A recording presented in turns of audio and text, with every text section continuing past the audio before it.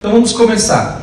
Hoje nós vamos falar aqui nessa apresentação sobre esses assuntos aqui. Vamos fazer uma introdução ao programa, vamos falar sobre o fato de você ter abrido uma ONG, o que você vai fazer agora. Vamos apresentar as empresas que investem em OSCs, nós vamos chamar de OSC porque a legislação, o marco regulatório das entidades do terceiro setor denominou que ela chamaria OSC, Organização da Sociedade Civil.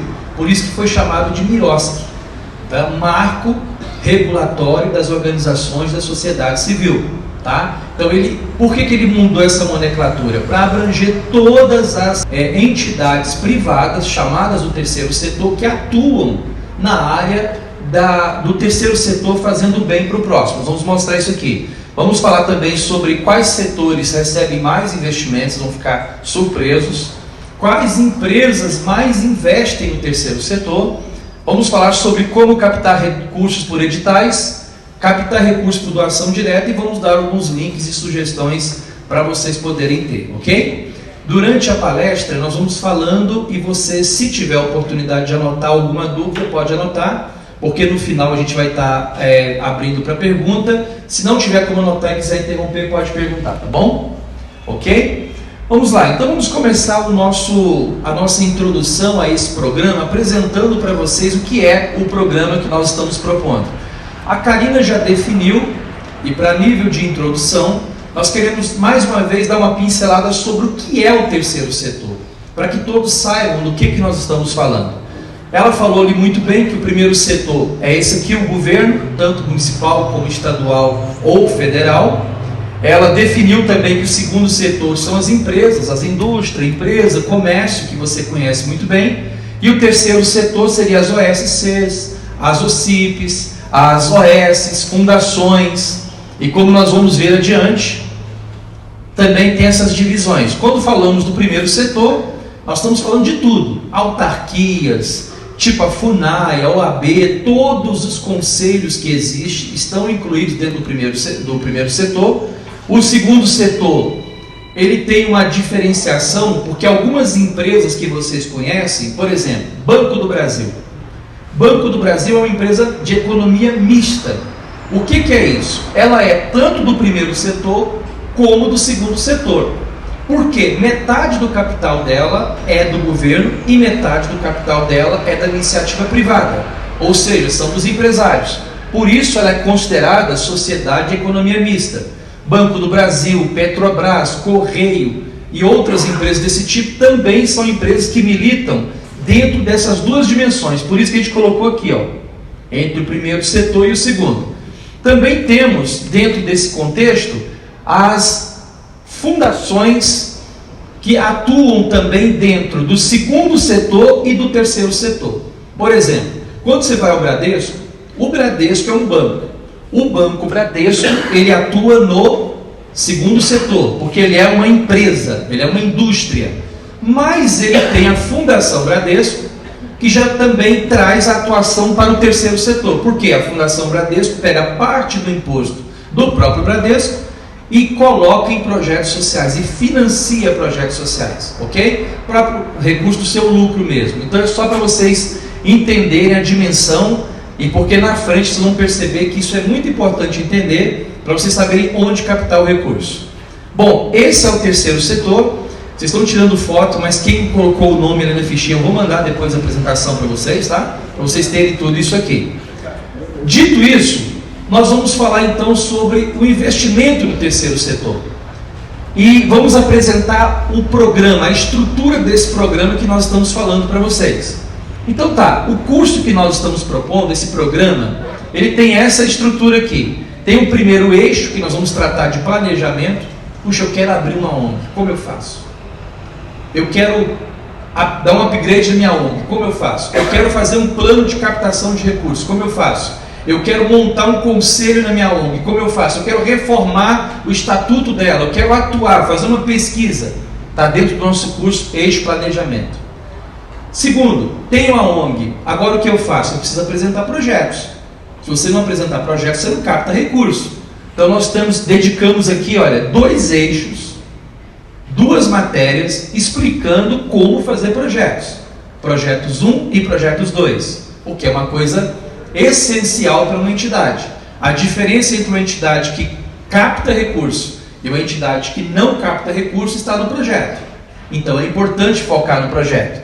Nós temos também aqui o eixo 4, que é de gestão. Não é só abrir uma ONG, não é só fazer projeto, tem que aprender a fazer gestão. Porque se não fizer gestão, ela perde a credibilidade no mercado, ela perde a credibilidade na sociedade. E não só perde a credibilidade, não vai conseguir executar os projetos que ela pegou para executar, ok? Nós temos vários casos disso, tem mais de 8.000 ONGs inabilitadas de fazer qualquer projeto com o setor público ou privado porque não soube fazer gestão, ok? Temos também o eixo comunicação, porque numa entidade do terceiro setor, assim como em qualquer outra empresa ou entidade que tenhamos, a comunicação é fundamental. Então aqui a gente dá umas estratégias para vocês conseguirem se comunicar e captar não só voluntários, mas também investidores para as suas ONGs e para os seus projetos do terceiro setor. E por fim, nós temos o Projetos 3, que vocês vão ver a importância disso, já focado na contabilidade e prestação de contas do projeto social. Aqui eu fiz um resumo para vocês entenderem. Olha, no eixo 1 que eu falei lá, quais são as matérias que são abordadas? Essas aqui, ó. Planejamento estratégico, captação de recursos. A gente já começa o curso ensinando que você precisa ter um plano e fazer um plano estratégico. Depois a gente começa já de cara te ensinando a captar recursos. Se você começar o curso, a primeira coisa que você vai aprender é captar recurso para a sua ONG, para a sua entidade, tipo o quê? Existe antivírus gratuito para a entidade, software, Microsoft, tudo gratuito para a entidade. Existem financiamentos para pequenos projetos gratuitos para a entidade. Existem computadores sendo doados de graça para a entidade. De graça para a entidade. Existem livros, bibliotecas sendo doadas. Existem até pessoas que fazem doação de imóveis para a entidade. Que são pessoas que estão buscando entidades capazes de receber. Tudo isso você vai aprender ali no captação de recursos. Vai estar lá uma lista de situações que você pode captar. No eixo 2 que eu falei lá, que era o projetos, veja bem, elaboração de projetos, que é importantíssimo, e SALIC. O que é isso? Vamos supor que você fala assim, puxa vida, eu quero fazer um documentário, ou eu quero fazer um projeto de um livro, ou eu quero fazer um projeto aqui de uma feira, ou de um evento cultural. Eu vou subir nesse sistema chamado SALIC do governo federal, vou colocar o meu projeto lá, e depois eles vão me dar um documento e eu vou buscar o financiamento da empresa, que não vai tirar dinheiro do seu bolso para investir no meu projeto, porque o dinheiro que ela doar para o meu projeto no SALIC vai ser abatido no imposto dela. Legal, né? Ela não tira do bolso e ainda ajuda alguém e faz publicidade. Para você fazer isso, tem que aprender sobre SALIC. Terceiro eixo ali que nós falamos, projetos 2, é Compliance e Mirosky. Essas matérias são minhas. Eu vou ensinar como você fazer o estatuto corretamente, como você criar os departamentos corretamente. Ali tem um modelo de estatuto pronto. No Mirosky eu vou mostrar que presidente de entidade, que diretores de entidade podem receber em algumas situações, que podem ser remuneradas as diretorias em algumas situações, como ser remunerado, e é tudo dentro da lei, legalmente. Então eu vou ensinar isso aqui. No próximo vem o eixo gestão. No eixo gestão, nós vamos ensinar vocês a fazer uma análise de editais. Editais de participação que vocês vão ver que tem muitos. Só agora, nos últimos 3 anos em São Paulo, foram abertos 80 bilhões de reais em editais. Muitas entidades nem sabiam. Nós vamos mostrar isso aqui. E vamos ensinar também a preparação de conselheiros tutelares, que é uma estratégia muito importante para quem milita no terceiro setor, porque o conselheiro tutelar, além de ser remunerado e muito bem remunerado, ele é um profissional que está atuando diretamente nas crises de família e com criança e adolescente. Ele atua diretamente. Igual a Karina mencionou ali, quando tem-se um problema de uma criança que foi agredida, maltratada, abusada, a primeira pessoa a chegar lá, quando é feita a denúncia, é o conselheiro tutelar. Ele é a ponta da lança dessa atividade. Então é muito importante, nós preparamos vocês no eixo 5 de comunicação. A gente vai falar sobre mobilização social e comunicação interpessoal, mostrando a vocês como mobilizar as pessoas e colocá-las dentro do contexto de agregar com você e os seus projetos dentro da entidade. E depois vamos falar sobre comunicação, porque quem atua no terceiro setor tem que aprender as técnicas de comunicação, tem que ser um bom comunicador para que ele tenha êxito. E por fim, o eixo 6 lá, projetos 3, que nós mostramos ali, ensina contabilidade. Gente, sabiam que as ONGs têm direito a muitas isenções e também imunidades, dependendo dos títulos que ela consegue? Por exemplo, eu tenho ONG desde 2003, a gente atua em ONG. Nós tínhamos um carro que a gente conseguiu doado por um deputado, né, um projeto que nós fizemos. O carro tinha isenção de PVA, eu tinha lá uma crechezinha funcionando, anexa a um projeto que a gente já tinha. Eu tinha desconto no imposto patronal, eu tinha desconto zerado do IPTU, quando ainda não era fácil ter isso. Nós já conseguimos isso por causa de um título que a gente tinha. Tínhamos desconto de 50% na energia da ONG e 50% da água da ONG. Isso são o quê? Imunidades, que quem tem uma ONG consegue. Mas ele precisa conhecer de quê? Contabilidade. Porque para ele conseguir essas imunidades, existem critérios, existem decisões que ele vai ter que tomar, administrativas e contábeis, para que ele consiga isso. Então isso é importante. E a prestação de contas. Porque se você receber um investimento, tanto do setor público como privado, você vai ter que prestar contas.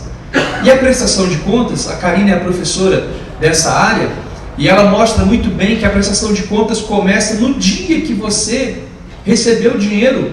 Aliás, antes até, porque ela começa a planejar, mas no dia que você recebeu o dinheiro, já começa a prestação de contas. Seu projeto tem que ser executado com prestação de contas. Isso você vai aprender algo que ela tem uma experiência muito grande nisso, com muito êxito, para você não errar na sua entidade. Bom, esse é o nosso programa, tá? Esse é o programa que nós estamos preparando para apresentar para vocês. E considerando aqueles que já abriram a ONG aqui, tá, tudo bem, gostei, fiz o programa, me matriculei, estou assim, com muito ânimo, muito motivado para abrir uma ONG, eu abri uma ONG, e agora? Bom, depois que você abriu seguindo todos os passos, próximo passo é o quê? Dinheiro, recurso, não é? Sem recurso não anda nada. Então eu vou mostrar para vocês algumas possibilidades. Não vamos entrar nelas agora profundamente, mas vamos mostrar algumas possibilidades. De onde vêm os recursos para uma entidade do terceiro setor? Para uma OSC, uma organização da sociedade civil? Vem primeiramente do governo, mas também vem das empresas e vem de patrocínio. Captação de recursos para o terceiro setor vem desses primeiramente, mas também pode vir de indivíduos, pode vir de serviços e pode vir de produtos. Deixa eu explicar melhor. Do governo vem quando, por exemplo, um parlamentar envia uma emenda para um projeto que a sua ONG possui. Por exemplo, você faz lá uma ONG, eu vou tirar crianças da rua, porque elas estão em estado de vulnerabilidade, vou colocá-las dentro de um projeto social que vai dar para elas o acolhimento, vai dar para elas a educação, creche, eu vou dar a elas a condição de ter um futuro melhor. Um deputado pode gostar disso e falar assim, eu quero mandar uma emenda para você. O vereador pode gostar disso e falar, eu quero mandar uma emenda para te ajudar. A prefeitura pode fazer um convênio com você e te repassar dinheiro. Assim funciona. Mas também as empresas podem gostar disso e falar, olha, eu quero doar para você um recurso para bater no meu imposto, para que você faça. E isso pode ser feito por meio de editais ou por meio de patrocínio direto, ok? Mas indivíduos também podem doar. Houve um crescimento no Brasil, e esse dado vai estar depois no link que eu vou deixar ali, houve um crescimento no Brasil de 76% de doações de pessoas físicas a projetos sociais que eles acreditam serem projetos sérios. Por quê? Porque as pessoas elas querem mudar alguma coisa. E nem todo mundo tem a disponibilidade de fazer algo botando a mão na massa. Então ele prefere o quê? Ajudar. E isso aumentou. Mas uma ONG também pode captar recursos por meio de serviços. Como assim? Por exemplo, nós tivemos uma ONG na cidade onde eu estava, muito importante para a cidade, porque se percebeu que tinha uma demanda reprimida enorme. Aliás, a prefeitura não tinha um projeto para atender crianças com síndrome de Down. Não tinha. Um grupo de especialistas de saúde perceberam essa demanda, montaram uma organização da sociedade civil, uma ONG, para poder atender essa demanda. Só que eles cobravam desse serviço. Eles cobravam. Como eles cobravam? Por exemplo, se a consulta desse especialista lá, ou o acompanhamento dele fosse R$300, ele fazia por R$100 da ONG. E a ONG fez um convênio com o município e o município repassava o recurso. Então aquele prestação de serviço do profissional era dado gratuitamente, quando ele precisava. E a ONG tinha aqueles que não davam o serviço, o indivíduo que não oferecia o seu serviço como voluntário gratuitamente, a ONG pagava com recurso. De forma que toda demanda reprimida, que havia uma previsão de resolver aquele problema na cidade em 5 anos, foi resolvida em 1, por causa do esforço de uma organização do terceiro setor, que estabeleceu tipos de serviço que prestariam à sociedade, que se a pessoa, dentro da demanda que eles tinham lá, por exemplo, eu vou atender 1.000 de graça, o que passar de 1.000, a consulta vale 300, eu vou cobrar 50, por exemplo. É um serviço que captou recursos para a entidade, mas ao mesmo tempo resolveu uma demanda social muito grande. Então há jeito. E há ONGs também que vendem produtos. Por exemplo, artesanato. Pessoas se reúnem, formam uma entidade e produzem artesanato e vendem, investem o recurso que recolheu na ONG em outros projetos sociais. Então é possível captar recursos dessas formas. E eu coloquei aqui para vocês, e eu vou ter que usar esse recurso aqui, porque não dá para fazer no clique, essa matéria, para mostrar para vocês qual o volume de recursos que anda dentro do Estado para as entidades sociais. Olha, isso aqui é o TCE, o Tribunal de Contas aqui de São Paulo, que é o órgão que fiscaliza a aplicação de recursos no terceiro setor. Veja bem o que ele diz. Ele diz que em São Paulo, agora no ano de 2020, 8.426 entidades do terceiro setor consomem mais de 82 bilhões do Estado. Isso aqui é no período de 3 anos. Em 3 anos, o Estado de São Paulo, não estou falando do Brasil, só do Estado de São Paulo, ele distribuiu 82 bilhões de reais para ONGs, para entidades do terceiro setor. É um volume alto, né? Acho que eu não sei nem colocar os zeros todos aí. É muito dinheiro. Mas é o que foi investido. E por que o Estado investiu tanto dinheiro em organizações do terceiro setor? Aquilo que a Karina falou no início.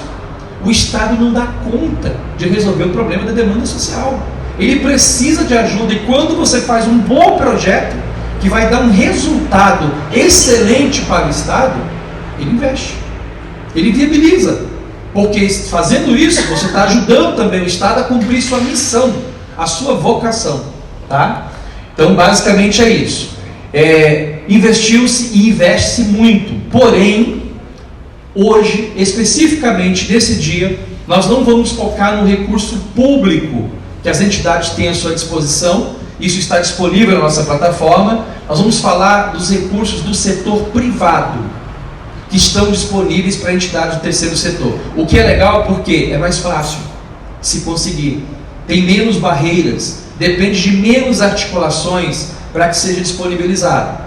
E você pode e precisa conhecer. Então vamos começar respondendo essa pergunta aqui.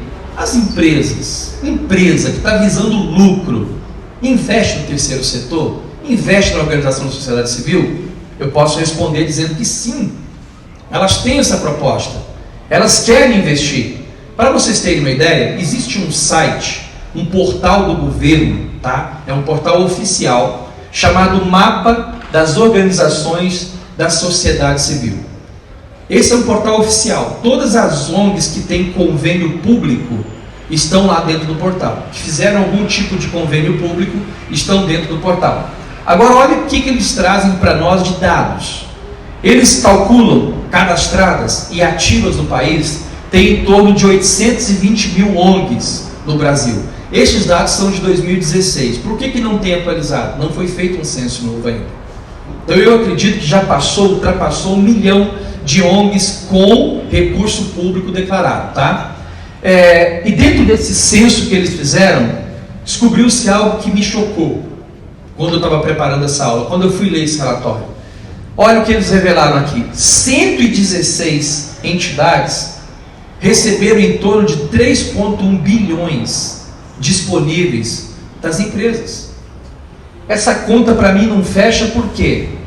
Porque nesse horizonte de 820 mil entidades que foram pesquisadas dentro desse censo que foi levantado, por que só 116 receberam? E olha o quanto eles receberam: 3,1 bilhões de recursos vindo das empresas, tá? Não é do governo aqui não, é das empresas. Vamos lá, vamos entender isso melhor. O que se percebeu no Brasil? As empresas, por causa de uma cultura de governança corporativa internacional, que ensina as empresas que elas precisam devolver ao lugar de onde elas têm lucro algo que possa transformar aquela sociedade, elas estão mais propensas a investir. Por isso eles perceberam isso aqui, ó. 78% dos investidores que colocaram esse dinheiro nas ONGs disseram que vão continuar investindo. E não só disseram isso, mas esse número aumentou de um ano para o outro de 21% para 35%. Além daqueles 70 e poucos falarem eu vou continuar investindo, aumentou-se o número de investimento de empresas.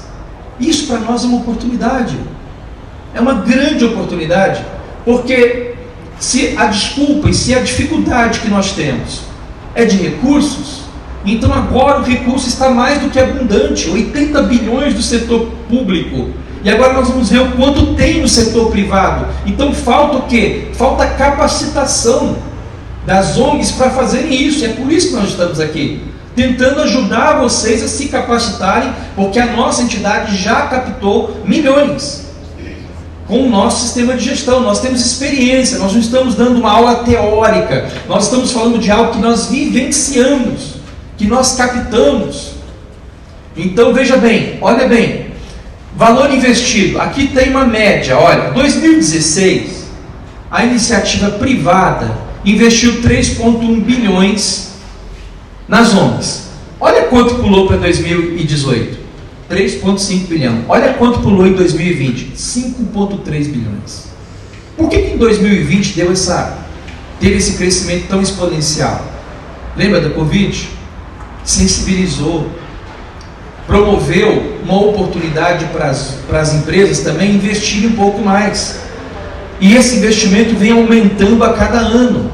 Para que a gente possa ter uma noção, eu botei aqui só um outro dado para vocês trazerem à mente aqui, ó.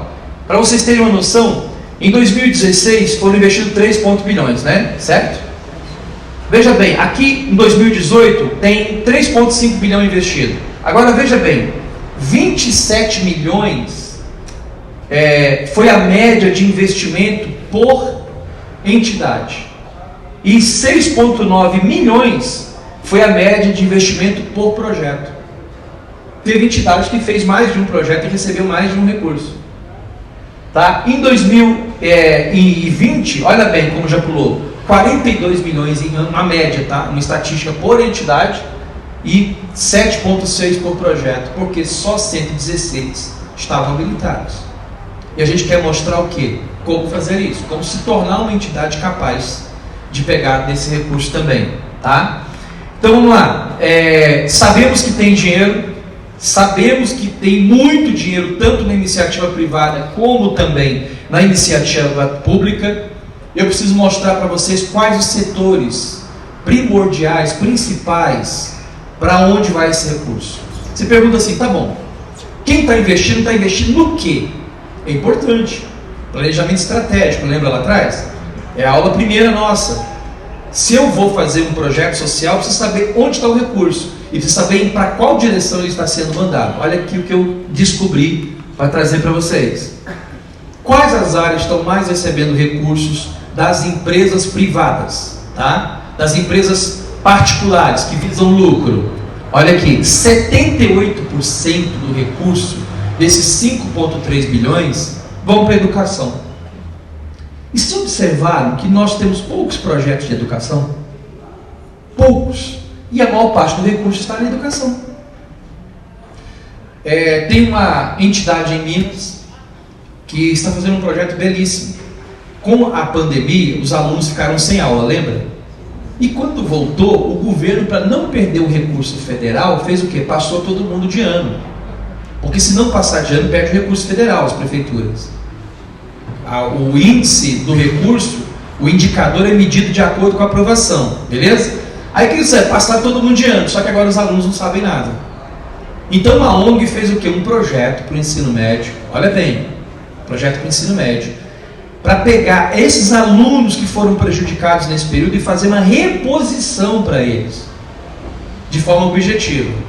Adivinha quanto que ela conseguiu no primeiro edital que ela lançou, que foi lançado lá em Minas? 16 milhões no primeiro edital. 16 milhões. Quando o governo viu, o governo falou assim, puxa, eu preciso disso. Eu não tenho competência para fazer, então eu vou investir.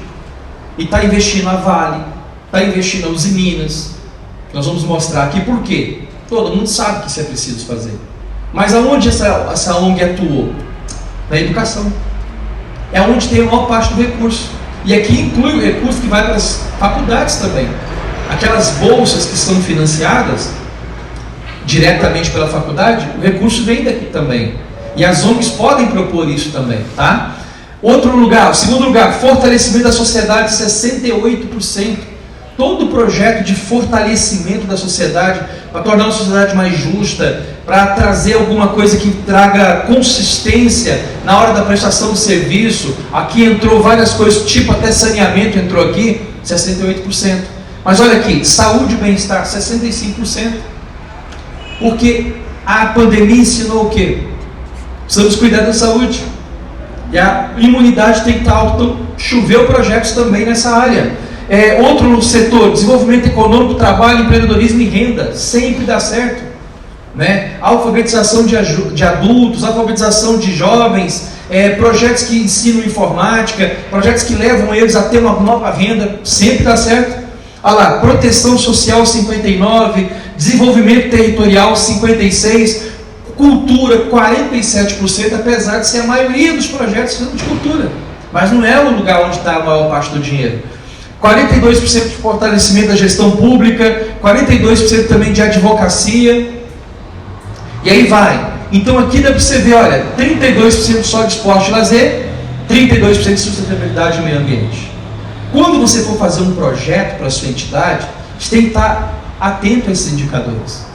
Para você fazer um projeto dentro da linha onde há mais recursos.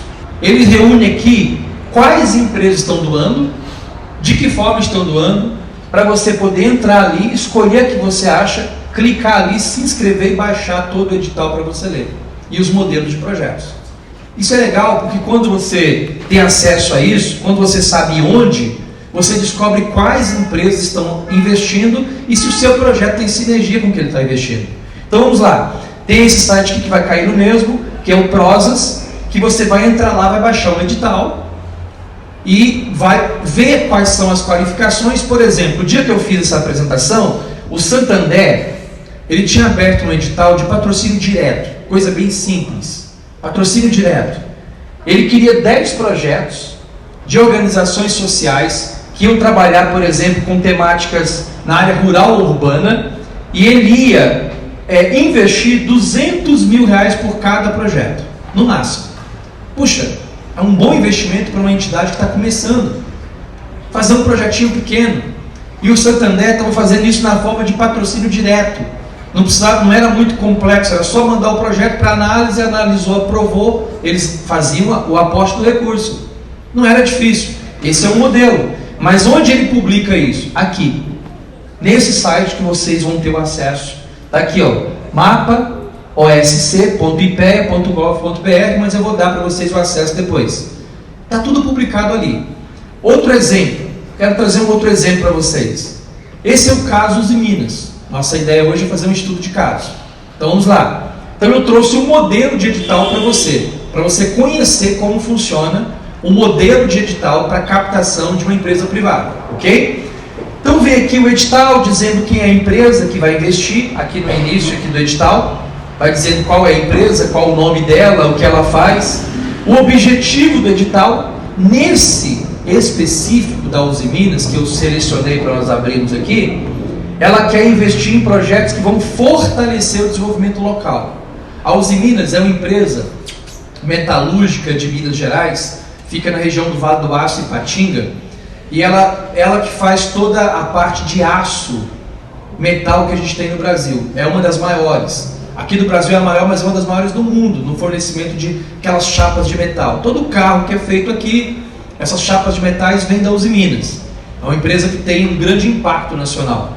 A Usiminas então abriu esse edital aqui. Vamos ver mais detalhes desse edital. Qual que é o foco deles? O que eles querem patrocinar? A empresa diz para você o que ela quer patrocinar. O que ela quer patrocinar? Ela quer patrocinar projetos de cultura e patrimônio. Veja bem, então eu já sei. Aí quando eu leio, eu descubro que ela quer projetos de diversidade cultural que promovam a valorização do patrimônio material e imaterial das localidades. Exemplo, tem uma comida, ou tem uma cultura, ou tem uma história lá da minha região que não tem em outro lugar do país. E eu quero transformar aquilo num livro, por exemplo, ou num documentário. Puxa, caberia aqui um projeto de cultura e patrimônio. Tem um festival que é único, não tem outra cidade, que é uma cultura local e eu quero promover aquele festival. Caberia aqui, dentro de cultura e patrimônio. Mas ela também diz que, além disso, se você não tem projetos de esporte e saúde, ela topa ajudar. Então você vai montar. A Usiminas mantém um hospital, uma fundação, a São Francisco Xavier, na cidade no Vale do Aço, ela mantém um hospital de projetos de saúde. Então ela está muito afeta, ela está muito disponível para poder investir em projetos de saúde e em projetos de esporte, porque ela também é uma das maiores patrocinadoras do time de futebol. Então, aqui está, ela quer patrocinar isso. Ela quer também patrocinar comunidades sustentáveis. Ou seja, se você montar um projeto, por exemplo, na área rural de uma cidade, para montar uma horta comunitária que vai gerar recurso para aquela cidade ou vai sustentar famílias carentes, serviria. Uma coisa simples como essa. Serviria. É uma comunidade sustentável. Aí ela vai dizer aqui para mim no edital, gente, ó, público-alvo, ó, não sei se vocês conseguem ver. Público-alvo. Quem que é o público-alvo dela? Pessoas jurídicas sem fins lucrativos. O que é isso? Uma ONG, uma OSC, uma entidade do terceiro setor. É o público dela, é o que ela quer. E ela vai dizer quais cidades ela quer investir e quais estados. Por quê? Não é do interesse de uma empresa investir, e é um erro que muita gente comete, é levar uma proposta para uma empresa, que ela quer investir no país inteiro se ela está só numa região do país. Ela disse para mim, olha, eu quero investir em Minas Gerais. Quais cidades de Minas? Ela cita aqui, Ipatinga, Fabriciano, Timóteo, Santana do Paraíso, Igarapé, Mateus Leme e tal.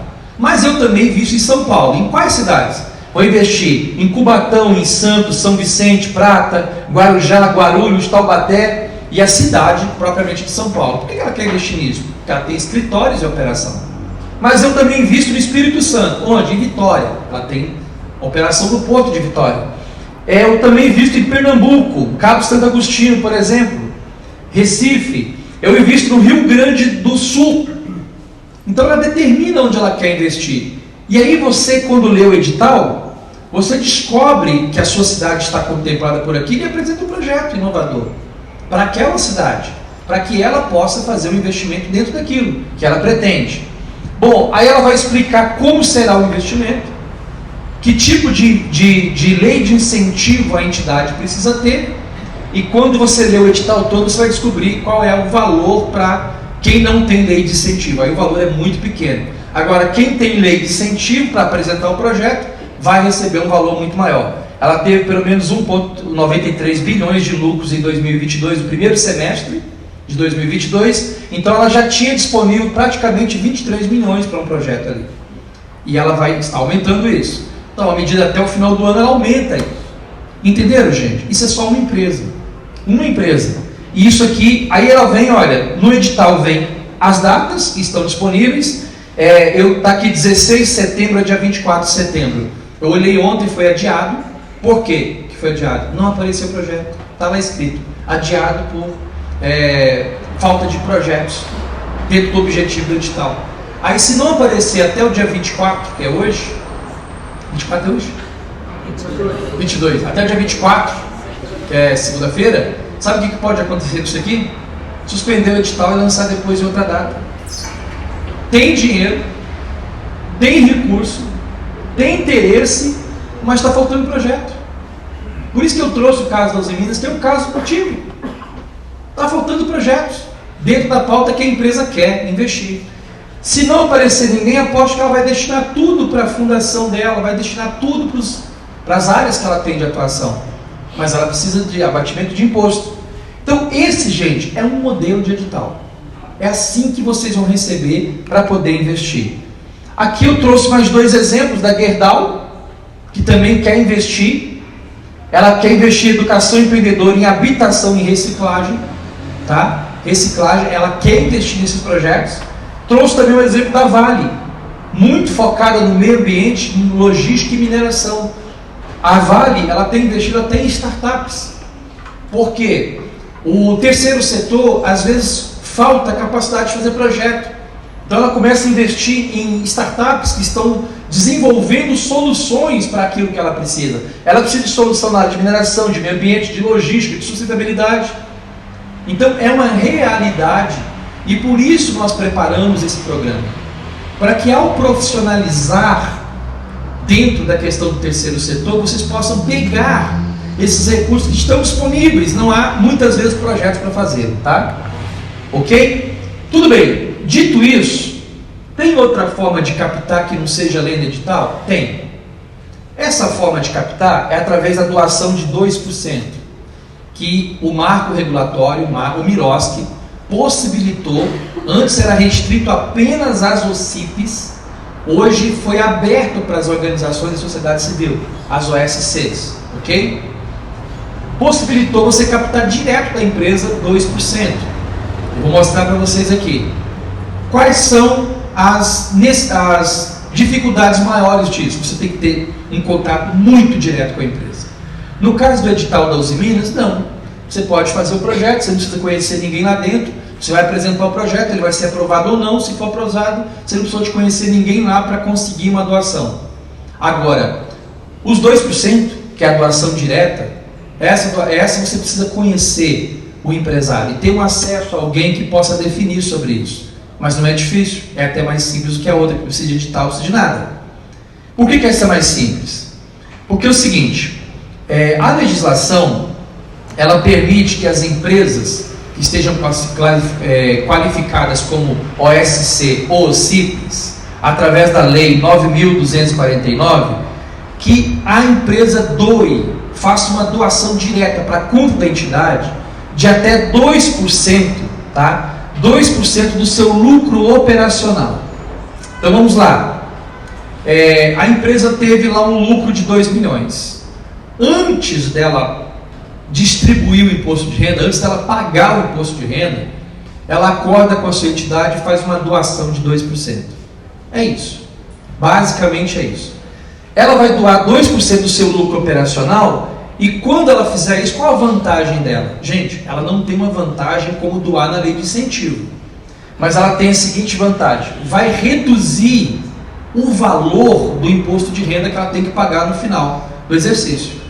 E vai reduzir, vai dar uma economia para ela, não gigantesca, uma economia de 34% mais ou menos, em cima do imposto que ela haveria de pagar.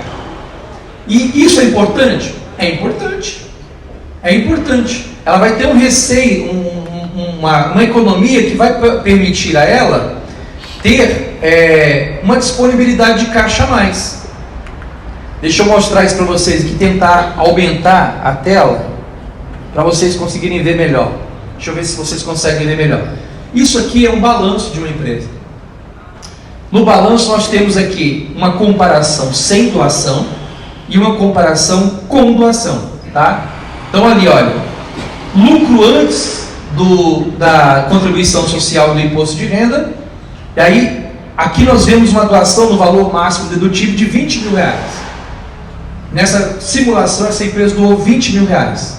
Veja bem, ela tinha um lucro de 1 milhão para pagar. Depois da doação, caiu para 980 mil. Ela tinha que fazer uma contribuição social que era no valor de 9%, em cima do lucro de 90 mil, caiu para 88. O imposto de renda, que seria 150 mil, caiu para 147. O adicional de 76 caiu para 74. Ela tinha que pagar 316 mil reais de imposto, ela pagou 309. e o lucro líquido dela ficou em 670. Então ela teve uma economia tributária de 6.800 e um retorno do dinheiro que ela investiu de 34%. E ainda fez marketing social e fez uma coisa que as empresas chamam, e tem até uma normativa para a empresa operar no mercado internacional, que é o exercício da responsabilidade social. Então, o empresário também quer. Agora, experiência nossa, né? O contador não sabe fazer isso. Tem preguiça. Tem preguiça de fazer. Aí você, que é o cara da entidade, tem que fazer o curso com a gente para aprender como fazer a contabilidade e entregar pronto para o cara. Senão você não vai doar. Senão na hora que o dono falar assim, olha, doa para mim lá para aquela entidade lá, porque eu quero ajudar eles, ainda vai bater no imposto, você fala, não tem como bater. Não doa não que você vai ter problema com isso. Pronto. Aí o cara vai ficar com medo. Então você tem que fazer igual a gente faz, né? Chama pronto. Está aqui o recibo, está aqui a planilha, está aqui como vai fazer, explica tudo, o contador não tem o que falar. Porque se ele falar que não dá, ele é incompetente, porque está escrito que dá. A lei permite. Então ele assusta e não tem como não fazer. Aí a decisão de não fazer é apenas o dono. Entenderam isso, gente? Então a gente, para trabalhar no terceiro setor, tem que ter essas capacidades, tem que ter esses entendimentos, para você poder saber o que vai dar. Então, gente, essa forma de captação é uma forma legal, porque se eu doasse para a sua entidade, por exemplo, a sua ONG, um valor de 2% do meu lucro operacional, você só ia me dar esse recibo aqui, um recibinho. Onde está esse recibo? Não preciso nem de fazer. No site da Receita Federal tem um modelo em Word que você vai baixar, vai preencher os dados da entidade ali, mostrar o valor que foi doado e o presidente da entidade vai assinar.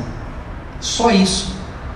Esse é um documento disponível pela Receita Federal. Você vai pegar esse documento e vai arquivar na sua contabilidade, porque se amanhã tiver uma fiscalização, você vai ter que apresentá-lo. Ok? Só isso. Nada mais. Então não é mais simples que o edital? Sim.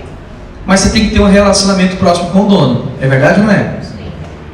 É verdade. Você tem que ter um relacionamento com o dono. Então suponhamos, essa entidade aqui, que estamos recebendo, se ela achar um empresário que quer doar 2% do lucro operacional, ela só precisa emitir esse recibo aqui. Só isso. Pronto. E o dinheiro vai ser depositado na conta e o cara vai bater no imposto de renda dele no final do exercício. Ponto. Dito isso, eu quero apresentar para vocês alguns links que eu acho que são úteis e para nós finalizarmos aqui, para você saber onde buscar. Vamos lá. Você falou assim, puxa vida, estou animado, já quero abrir uma ONG, eu quero tocar a minha, quero fazer um projeto novo. Como é que eu faço? Além do nosso curso, que tem um passo a passo, tudo isso que vocês viram, tem também alguns links importantes.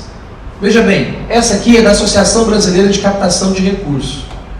Tem uma associação que tentou reunir dentro dela todos os editais abertos no país, tanto os públicos como os privados, para que você tenha acesso a isso, para que você tenha facilidade de captar. Porque existe mais recurso do que projeto pronto. E aí nós temos o Prosas, que eu falei para vocês. O Prosas é um site interessantíssimo, porque ele também tem financiamento de projetos lá dentro. O Idealist, que é uma plataforma que vai apresentar instituições que vão financiar projetos. E aqui tem doadores, pessoas físicas. Gente que quer doar. Não só empresas, não só órgãos públicos, mas gente que quer doar serviço. Veja bem. Deixa eu dar um exemplo. Eu fui numa reunião há poucos dias de ex-CEOs de empresas e muitos deles são mentores de entidades sociais. E sem cobrar nada. Você pega um executivo de uma grande empresa, coloca como mentor num conselho consultivo da sua entidade, imagine só se a sua entidade vai crescer ou não vai. Vai crescer. E detalhe, tem gente querendo fazer isso. Esse Idealist vai ter uma relação de gente, de homens, de mulheres, de profissionais, de todo tipo, dizendo, eu quero te ajudar. Eu não vou doar para a sua entidade, mas eu dou o meu serviço. Eu não vou doar dinheiro, mas eu vou doar o meu expertise, minha capacidade, minha inteligência, para você fazer o seu trabalho. Já pensaram nisso? Às vezes você quer montar uma entidade mas não tem capacidade, habilitação às vezes para entender certas coisas. Você pode fazer cursos, mas se você pegar um profissional que já tem isso, não é melhor? Então às vezes você pode procurar. Temos também o mapa das organizações de sociedade civil, que é aquilo que eu mostrei para vocês, tem editais à vontade lá. Temos a Rede Filantropia, que também traz informações preciosas, mas infelizmente não é gratuita. A única coisa que é legal lá, você vê, são as notícias, porque as notícias te informam do que está sendo feito na área social, mas não é gratuita, tá? Tem a Eletrobras, que está cheia de editais, a Eletrosul, a Oi Futuro, Patrocínios Culturais, que é um site chamado Patrocínios Culturais. Temos também patrocínios educacionais, patrocínios na sustentabilidade, patrocínio esportivo e Petrobras, de novo. Todos esses lugares aqui, você vai encontrar editais maravilhosos para você colocar e captar recursos para o terceiro setor.